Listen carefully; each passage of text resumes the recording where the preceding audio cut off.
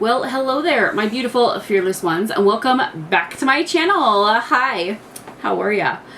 So today we're back with another book review. So today we're going to talk about Hunting Adeline. So this book has been a long time coming. I actually finished it. I actually finished it the first part of May. It is now the second week of June. So what happened was I started it in March, and I was going to finish it by the end of March, first part of April, and then Jason's brother ended up passing away at the end of March, so we had to travel to his home state, which is not the state that we are in right now. And it ended up being there for like a week, and then, I mean, it ends up being like a 2-week thing because it takes a couple of, well, I mean, it could take a couple of days to get there. I mean, we got there in like a day, but, you know, it takes like a day to get there, and then, of course, while you're running around doing anything, you're also trying to adjust to the time change because it's a time change. And then, you know, we got back in a day, but then you're still trying to adjust to the time change and trying to get back to, you know, trying to pack and get everything ready to go down there, and when you come back, you're trying to unpack and get everything back to normal, and trying to get, you know, food back to normal, and trying to get life back. It's a whole thing, you guys. It was a very quick trip, but it was also not a quick trip. So that happened, and I've had some health issues that have been going on, and it's been a lot. It's been a lot. So I did not finish this. I have not read as many books. Like this year, I wanted to read more than one book a month. And I've definitely been really slacking. Like last year, I was going through books so fast. I could get like 1 or 2 done a week, or a minimum 1 or 2 done a month. And this year, it's been like, I'm lucky if I get 1 done a month. And it's terrible. But so I obviously did Hunting Adeline, and we talked about that. So now we're going to talk about Hunting Adeline. I will put a trigger warning on this video, but I will go ahead and say I'm not going to get too in depth as far as some of the harder parts of this book in this video review. I am still working on a blog review. It may be up by the time that you're seeing this video review. If it is not up, it should be up shortly after this video review is up. That's always the goal, is to get the blog review and the video review up around the same time as each other, so that because that's been my issue, is I like to get one book review done before I fully start reading another book. So the longer it takes me to get one, you know, video review, blog review done, the longer it takes me to fully start and invest myself in another book, because I don't want to forget too much about this book. And unfortunately, it has been a while since I finished this book. I do take notes and everything like that, so there's that. But you know, it's been a while. So, but I will go ahead and I'm going to put a trigger warning on the video, and I'm going to go ahead and say it now. This book, especially the first part, is very disturbing. It's very hard to read. It could be triggering. It's very sad. It's very sexually violent. Well, I mean, we can go through the, let's see. Author's note: if you are expecting a quick reunion, then this book isn't for you. Don't worry, there's not any less spice.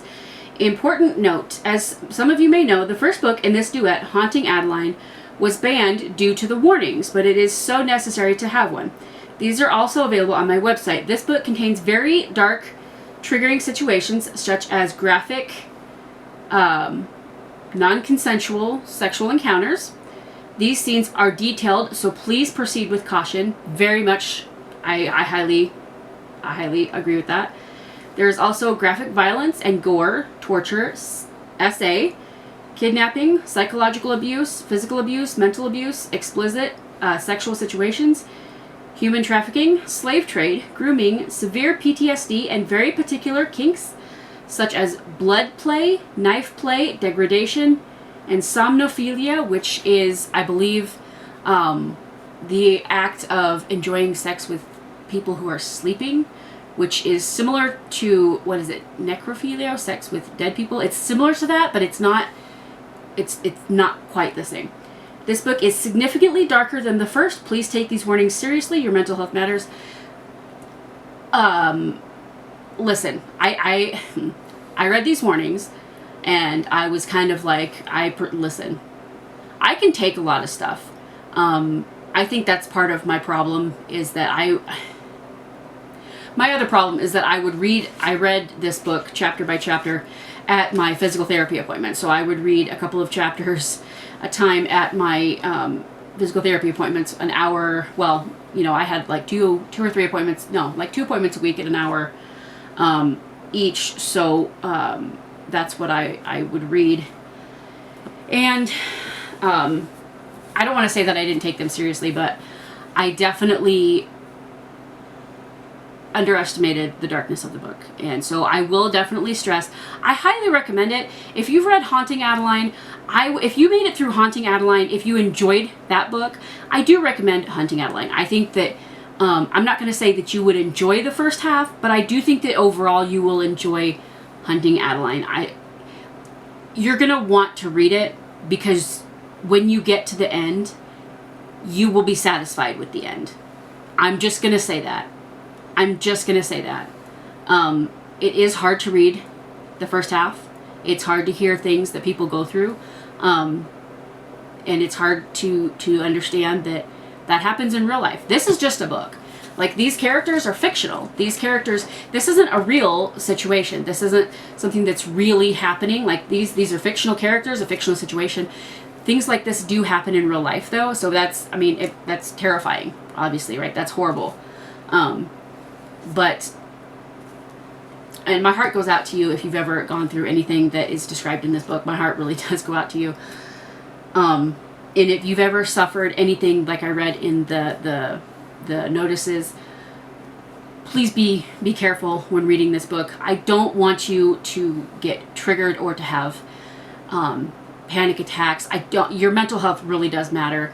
Authors write books for many different reasons, but it's not to cause you to have, to sink your mental health. Like, it's not to do any of that. It's not to cause you to spiral or to hurt you, to cause you any harm by any means. So take that into consideration. Like I said, if you read the first one and if you enjoyed it, I will say it's kind of like you have to go through the hard part of the book to get to the better part of the book. And by the time you get to the better part of listen, you're going to be happy when you get to the end of the book. There is a better resolution to the book. You just have to make it through that rough part of the book first. And if you don't want to read the first half of the book, I think that you probably could skip the first half of the book. You're going to miss out on some things. But if that's going to be absolutely triggering to you, you probably could skip the first half, and there's going to be some things that you don't understand, but you might be okay. I will say that. So just be aware of that too. If it's absolutely going to be triggering to you, just skip the first half, go straight to the second half. And you can look up information. It's out there, okay? All right, let's go ahead. Okay, wait. So this was first published in 2022. It has, sorry, I don't have my eyes on. 678 pages, 43 chapters, and plus an epilogue. All right, so let's read the back, the little summary or whatever, and then we will talk about it. The Diamond. Death walks alongside me, but the Reaper is no match for me. I'm trapped in a world full of monsters, dressed as men, and those who aren't as they seem. They won't keep me forever. I no longer recognize the person I've become, and I'm fighting to find my way back to the beast who hunts me in the night. They call me a diamond, but they've only created an angel of death. The Hunter. I was born a predator, with ruthlessness ingrained in my bones. When what's mine is stolen from me in the night, like a diamond hidden within a fortress, I find that I can no longer contain the beast. Blood will paint the ground as I tear apart this world to find her, and bring her back to where she belongs. No one will escape my wrath, especially not those who have betrayed me. So, we end Haunting Adeline with Adeline having been taken. So, obviously, spoiler, if you haven't read Haunting Adeline, Adeline does get taken. We do pick that up in this book. We do find out who took her, why, the reasoning, and we kind of go along her journey of what happens to her, like where she is taken to, the reason she is taken, the purpose she's taken for, and it gets pretty dark, y'all. I try not to spoil the books when I do my video reviews, so I do encourage you, if you want to know more, do go check out my blog. It is listed on my website, which I link in every single one of my videos.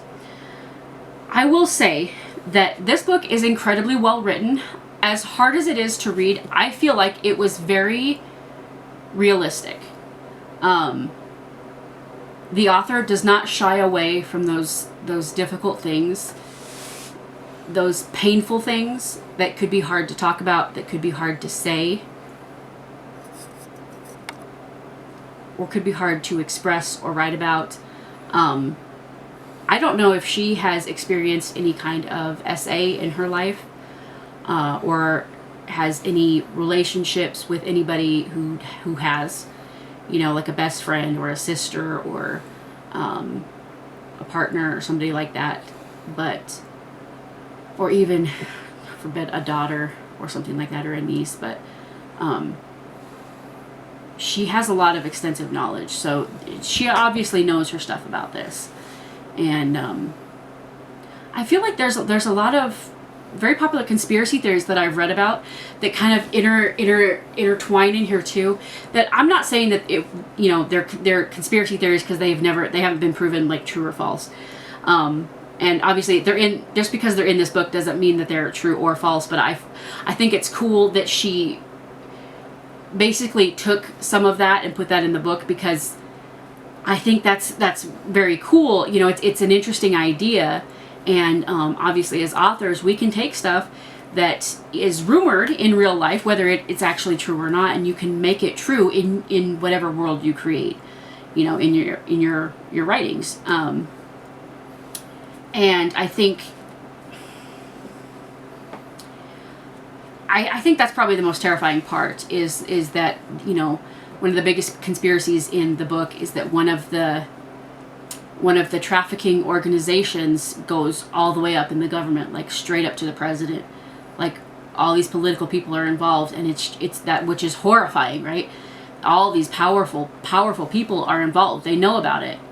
So you can't go to the police, and you can't go to all the FBI, and you can't go to all these people for help because they all know about it. So who do you turn to? You have to turn to people like Zaid.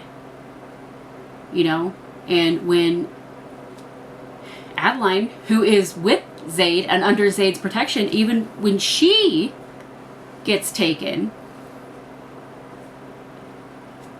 it's obviously, it's hard. It's very hard. And I have to say too, I'm not even looking at my notes at all, but I also have to say, when in the second half of the book, from the beginning of the book to the end of the book, Adeline's character has significant character development, and I feel like it is true to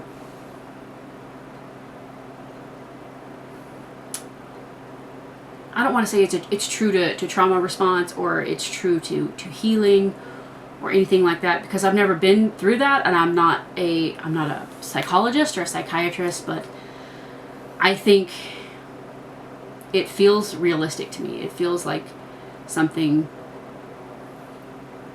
that people who go through that kind of stuff might actually go through. You know, it feels like something that they might have to deal with, and you know, there's a lot of hard parts in the book, and there's also a lot of new characters that are introduced. There's a lot of heartwarming characters that get introduced. There's a lot of characters that you just want to smack right across the face. Some of them, right as soon as they're introduced, you just want to reach through the book and just throat punch them. You just want to smack them across the, like, you really. And then there's some of them that get reintroduced in the second half from the first book, and you have never been happier to see a character or read a character's entrance back in the book, and you are just, listen, I have never been happier to see somebody, or to see somebody in my head, but to read somebody coming back into the book. And I will say, the second half of this book has so many twists and turns. It is absolutely insane, and it's because of the second half and all the twists and turns that I actually bought the other two books in the series. I bought the Where's Molly, and I bought the other one, Testify.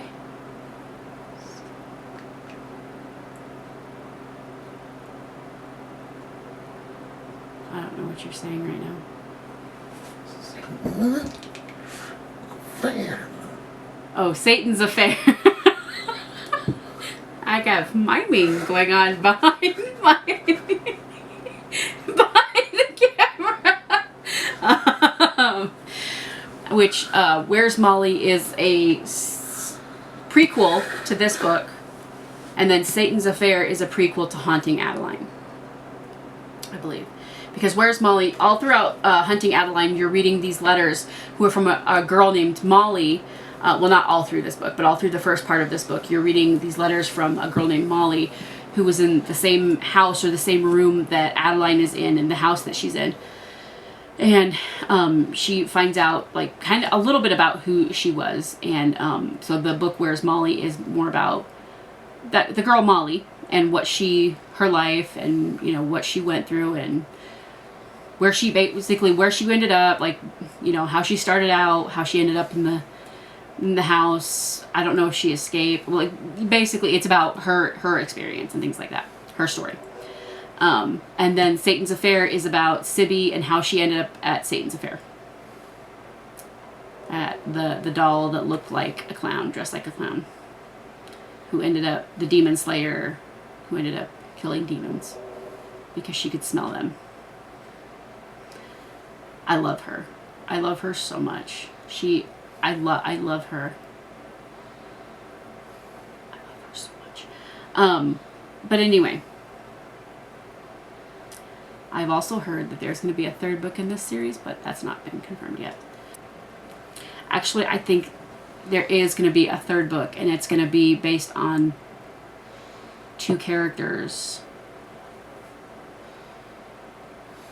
I think. I can't remember. I don't know if it's been actually confirmed or not. Either way, I can't wait. You guys, these characters absolutely have taken my heart. And I know that they're controversial and all that, but, you know, I just relate to Adeline so much. You know, she's a writer. I'm a writer. She likes being alone. She likes, like, dark things. She's not like your traditional girly girl. Well, I'm kind of a girly girl.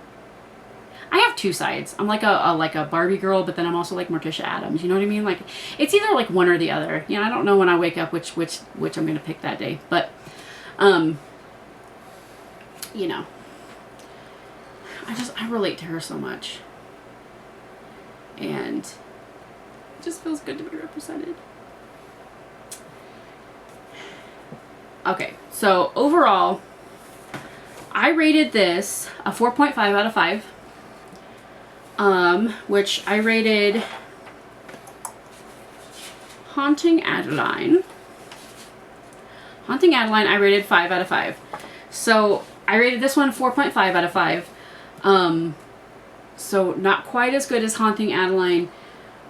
This one I think was incredibly well written. I think the two books together, it's just an incredible world. I think H.D. Carlton did an absolutely incredible job writing it. And I cannot imagine what she went through in the writing process, because if you've ever written anything, you know that it can be extremely traumatic, writing just a normal book. It doesn't matter what it's about. Especially when it's fictional,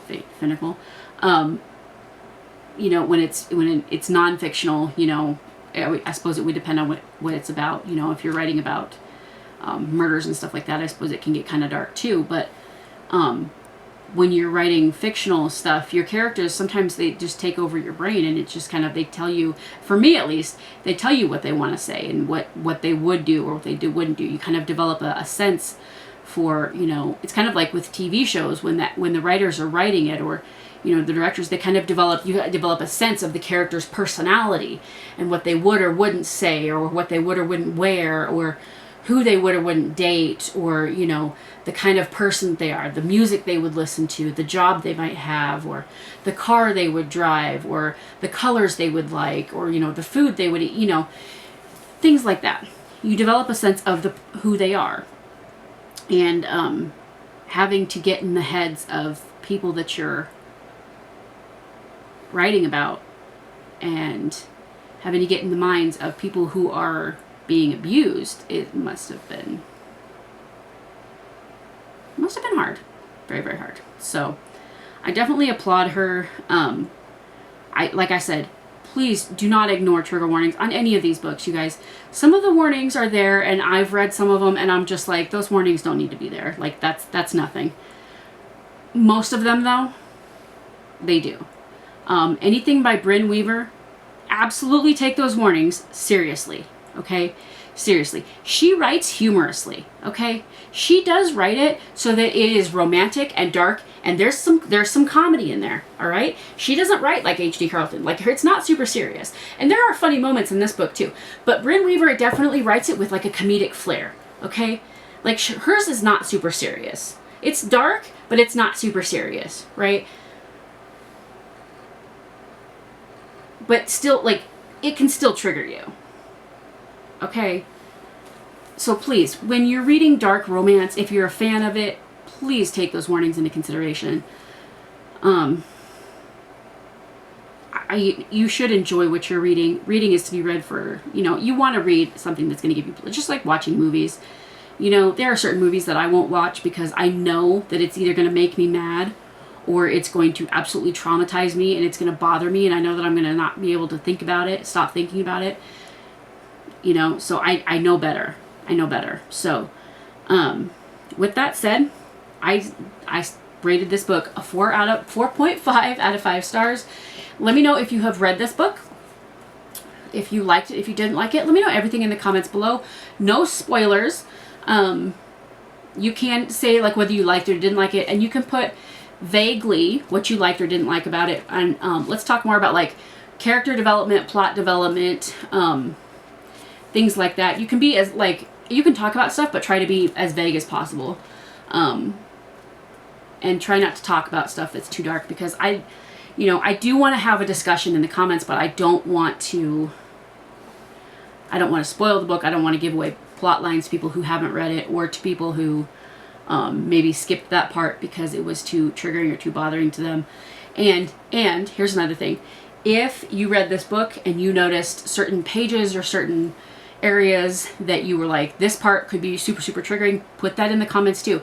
If you know of any websites, actually I think I have websites blocked, but if you know of any good resources, maybe you could space that out. Or maybe I can unblock it on this video. Put that in the comments too,